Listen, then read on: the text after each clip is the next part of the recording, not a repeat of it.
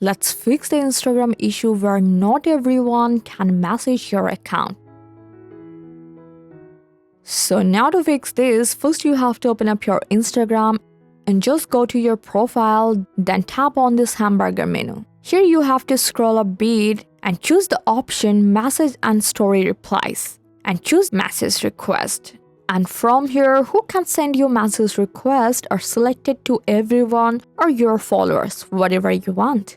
And also who can send you group message request, you can select it to everyone as your preference. And from types of message request, make sure it's turned off. And now from the settings and activity, you have to scroll for your account privacy.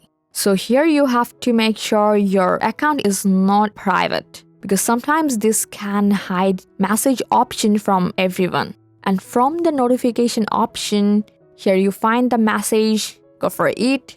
And under the message request, make sure it's turned on. And that's it.